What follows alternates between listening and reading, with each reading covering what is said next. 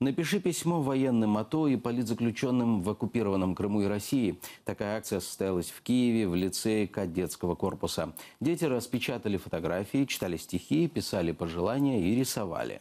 На акцию пригласили освобожденного узника крымчанина Геннадия Афанасьева, сестру заключенного в Крыму Мустафы Дагерменджи и других родственников политзаключенных.